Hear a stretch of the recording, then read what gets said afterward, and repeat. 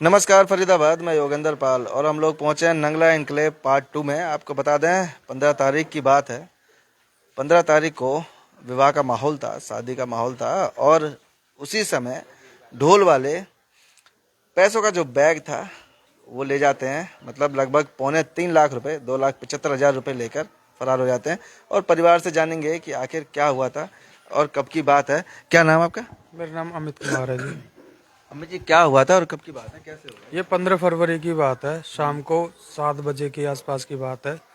तो यहाँ पे पापा ने ढोल वाले आए थे, वो मैंने बुक करे थे। तो उसके बाद यहाँ पे आए थे, थोड़ी देर बजाते हैं, फिर उसके बाद बंद हो जाते हैं। फिर यहाँ पे आके खड़े हो गए थे। उसके बाद पापा रेडी होके बैग में पैसे रखते हैं, मम्मी ने दिए थे। उसके बाद ये सीधा फिर चढ़त होके फिर चले जाते हैं यहाँ से।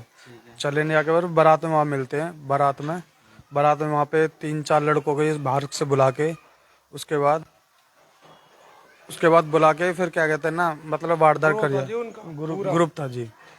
अच्छा, तो ये वहीं गार्डन में? जी बिल्कुल, मैं गार्डन में था। वहाँ पर मेरे सामने की बात है, वहाँ पर इंक्वायरी करी गई तो वहाँ पर बताया लोगों ने, जो चोर थे और जो बैंड वाला था उससे हाथ में हाथ मिला रहा था, मिल भी रहा था उनसे, और उनके साथ ही वो गया है।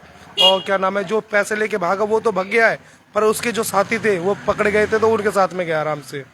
और पुलिस प्रशासन को हमने बुलाया तो उन्होंने अरेस्ट भी करे, पर उन्होंने छोड़ दिए तुरंत ही।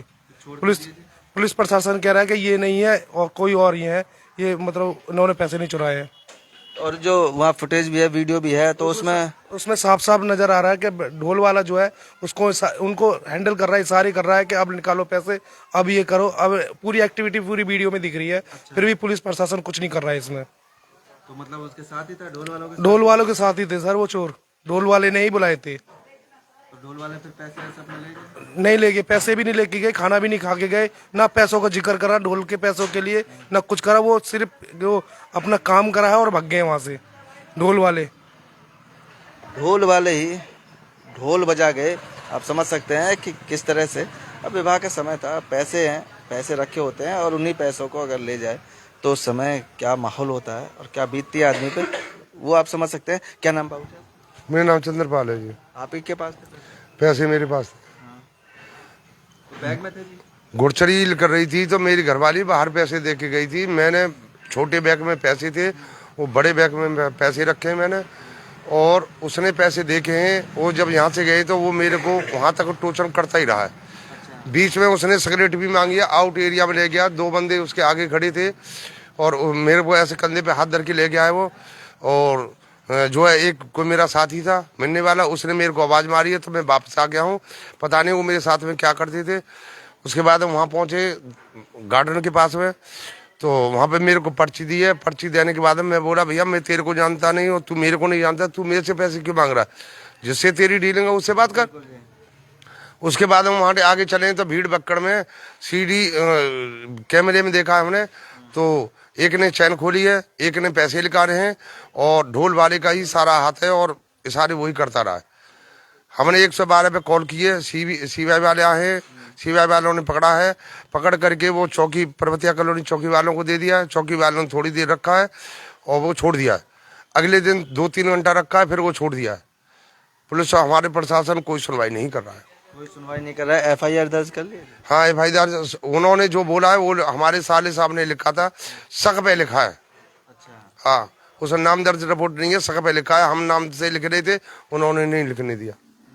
ढोल वालों का नाम नहीं लिखने दिया? हाँ, ढोल वालों का नाम नहीं लिखने दिया। आपका FIR मिल गई? मेरे को ना, तो मैं FIR इंचार्ज ने मना कर दी कि हमारे पास में कोई FIR नहीं, हमने आगे भेज दिया, हमारे पास में कोई सबूत नहीं है और आप थाने जाइए। और 41 नंबर फाइल का बताया है। अच्छा, 41 नंबर ये FIR नंबर है आपका 41। मतलब आपकी FIR हो गई है, लेकिन उसके बावजूद भी इंचार्ज ने कहा नहीं कि जी आपकी FIR हो गई और आप कॉपी ले लो उसकी? सुबह भी गए, जब मांगी है, शाम भी गए, जब मांगी है, नहीं दिया हमें। मतलब पुलिस का रवैया सही नहीं है? सही नहीं है। प्रशासन ये कह रहा है कि मतलब ये फुटेज है, ये हमारे मान्य नहीं है, और फुटेज लेके आप एविडेंस आप इकट्ठे करो, हम कार्रवाई करेंगे। पुलिस क्या कार्रवाई करोगे? हाँ, ये कह रहे हैं कि आप फुटेज लेके आओ, जो फुटेज आपको नहीं, कोई कैमरा वाला नहीं देता है तो आप मेरे को फोन करो, मैं आऊंगा वहाँ पर। प्रशासन ये बोल रहा है। तो आप समझ सकते हैं कि ढोल वाला ये ये है सारा मास्टरमाइंड, ये है इसका। ये देख रहे हैं, क्या नाम है इसका? इसका नाम पता नहीं है, पर ये ढोल किया होगा, वो ढोल पे भी तो होगा नाम, कुछ एड्रेस क्या है, कौन से ढोल किए थे? दीपल नाम है, दीपल। वो पर्ची वर्ची कुछ होगी जो आपने दी थी? पर्ची है सर, ये पर्ची है सर। ये देख सकते हैं आप, ये पर्ची है, बॉम्बे ढोल वाला है, नासिक ढोल, बॉम्बे नासिक ढोल। और ये इसी से ही इन्होंने ढोल किए थे।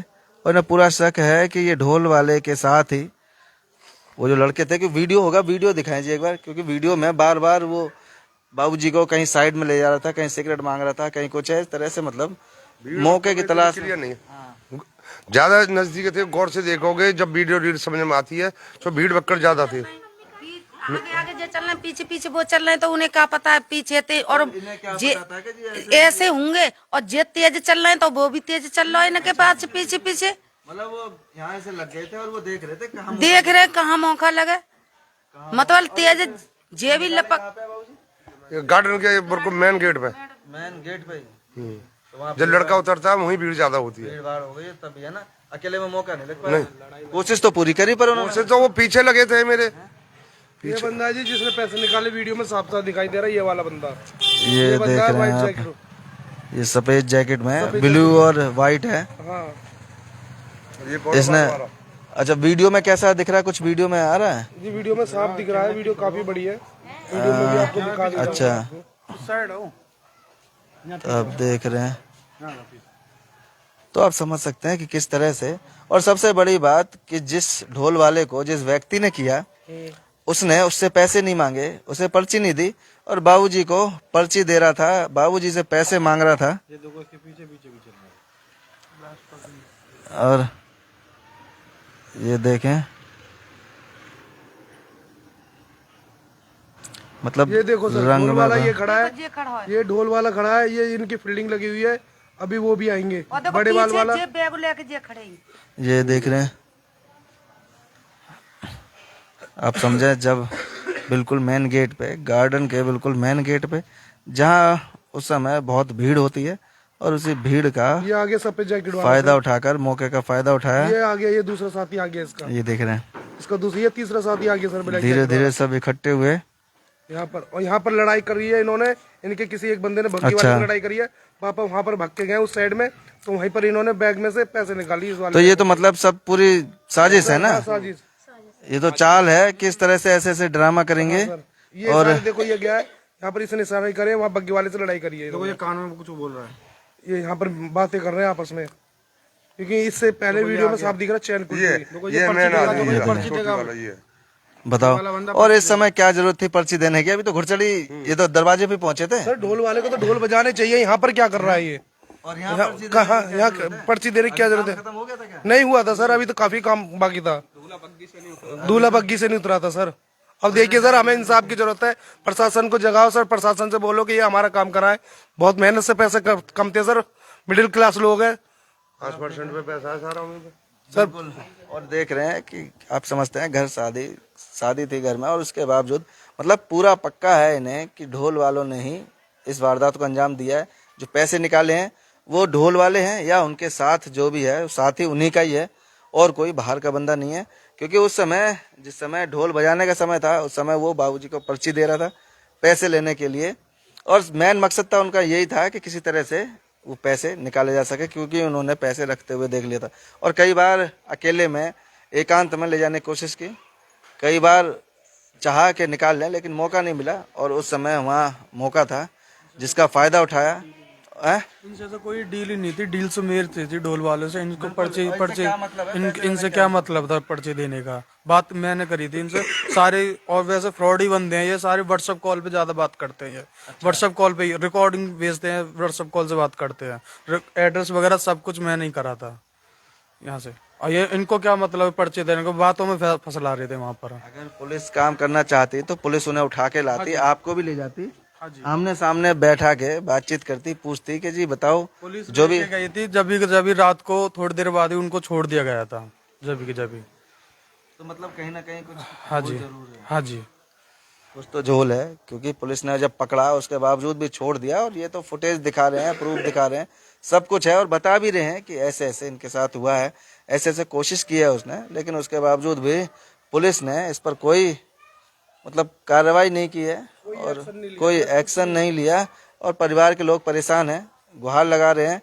प्रशासन से क्या कहना चाहेंगे जी कमिश्नर साहब? ये चाहिए कि हमारे जो पैसे के हमें ईमानदारी से हमें मिल जाने चाहिए। चोर यही है बैंड वाला, इसके साथ में सख्त कार्रवाई की जाए। ये अपने आप बता देगा। ये अपने ग्रुप जो मेंबर हैं जितने भी इसके साथ थे सारे यही मंगवा के देगा और कोई नहीं है सर। ये बैंड वाले ने ही फोन करके इनको बुलाया है। मिली भगत है सर। तो आप समझ रहे हैं, परिवार गुहार लगा रहा है कि किसी तरह से हमारे पैसे हमें वापस मिल जाएं। बड़ी मेहनत की कमाई है, एक एक पैसा जोड़कर विवाह शादी में लगाया था, कर्जा भी लिया था, लेकिन उसके बावजूद भी अभी पैसे जो लोगों को देने हैं। और आप समझ रहे हैं 2,75,000 रुपये एक बड़ी रकम होती है। तो फरीदाबाद देखते हैं इसमें पुलिस प्रशासन आगे क्या कार्रवाई करता है और कैसे उन चोरों को पकड़ता है, वो भी आपको बताएंगे, जोड़ेंगे आपको शहर की अन्य महत्वपूर्ण खबरों के साथ। बहुत बहुत धन्यवाद।